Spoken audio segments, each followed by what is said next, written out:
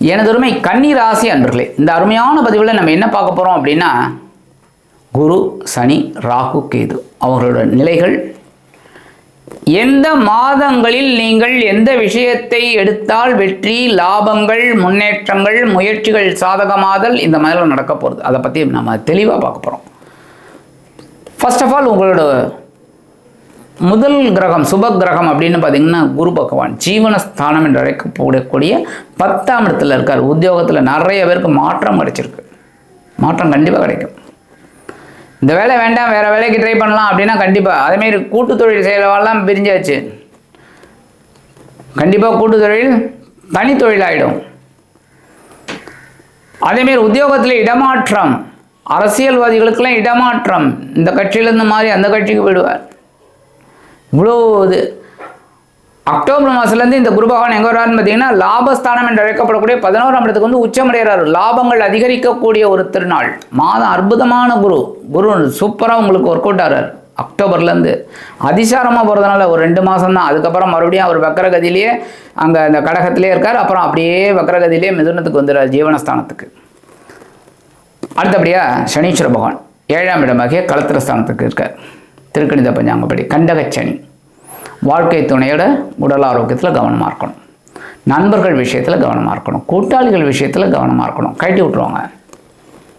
இந்த மாதிரிலாம் இருக்கக்கூடிய காலகட்டம். அடுத்தபடியாக ராகு பகவான் பகை, ருண, ரோகம் என்று அழைக்கப்படக்கூடிய 6ஆம் இடத்துல மறைகிறார்.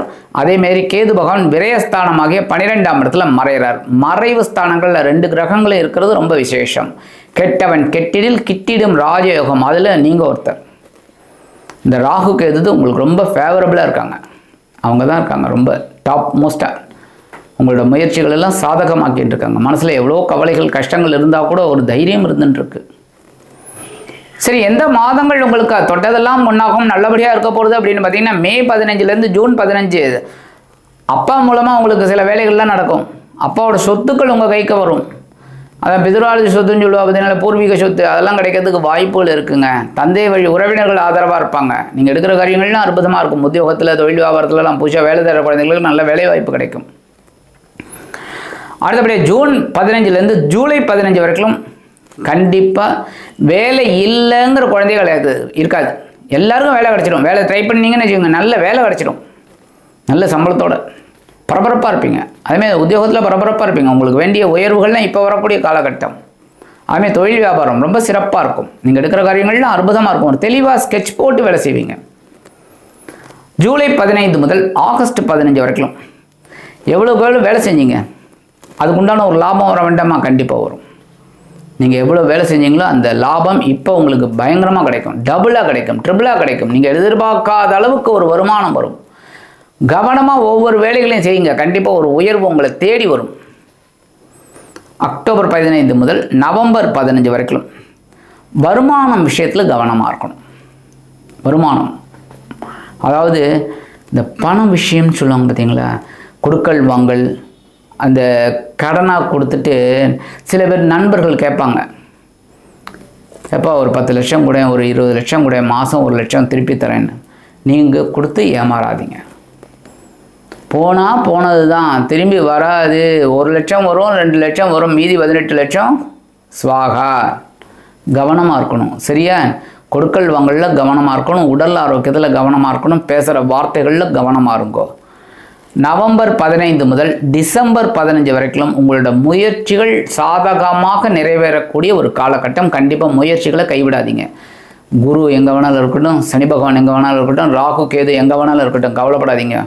முயற்சிகளை மேற்கொள்ளுங்க. வெற்றிகள் குவியக்கூடிய ஒரு மாதம் இந்த மாதம். இந்த மாதத்தை நீங்கள் அனுபவபூர்வமாக தெரிஞ்சுப்பீங்க. உத்தியோகத்துலேயும் சரி, தொழில் வியாபாரத்துலேயும் சரி, குடும்பத்துலேயும் சரி, ஒரு அனுபவத்தை பாடமாக எடுத்துப்பீங்க. அடுத்தபடியாக பிப்ரவரி மாதம் முதல் மார்ச் மாதம் வரை அற்புதமான ஒரு மாதம். உங்களோட ஆற்றல் அதிகரிக்கக்கூடிய ஒரு மாதம். Powerful month. இந்த பிப்ரவரி 2026 முதல் மார்ச் 2026 வரைக்கும் உங்களோட ராஜ்யம் அப்படியே பெருசாகக்கூடிய ஒரு ராஜ்யம். ரொம்ப அற்புதமான ஒரு மாதம். கண்டிப்பாக ஒரு வருமானம் வரும். அந்த வருமானத்தை வச்சு கடனை அடைப்பீங்க. உடல் ஆரோக்கியம் சிறப்படையும். மனதளவில் இருந்து வந்த வேதனைகள் எல்லாம் குறையும். நீங்கள் எடுக்கிற முயற்சிகள் எல்லாமே சாதகமாக இருக்கும். சரி, இந்த மாதங்கள் அற்புதமான ஒரு மாதங்களாக அமைய வேண்டும் என்றால் நரசிம்ம சுவாமியை வழிபாடு பண்ணுங்கோ. நரசிம்ம சுவாமியை வழிபாடு பண்ணுங்கோ. அற்புதமான ஒரு தைரியம் உங்களுக்கு கிடைக்கும். உங்களோட முயற்சிகள் வெற்றியடையக்கூடிய மாதங்களாக இந்த மாதங்கள் அமைந்து உங்கள் வாழ்க்கையின் அடி மட்டத்திலிருந்து விலகி உயரத்திற்கு செல்லக்கூடிய மாதங்களாக அமையும் என்று கூறி விடைபெறுகிறேன். நன்றி, வணக்கம். மீண்டும் ஒரு அருமையான பதிவில் நான் உங்களை மனமகிழ்ச்சியோடு சந்திக்கிறேன். வாழ்த்துக்கள். வாழ்க வளமுடன். இந்த சேனல் உங்களுக்கு பிடிச்சிருந்தா மறக்காம சப்ஸ்கிரைப் பண்ணுங்க, ஷேர் பண்ணுங்க, லைக் பண்ணுங்க, கமெண்ட் பண்ணுங்க.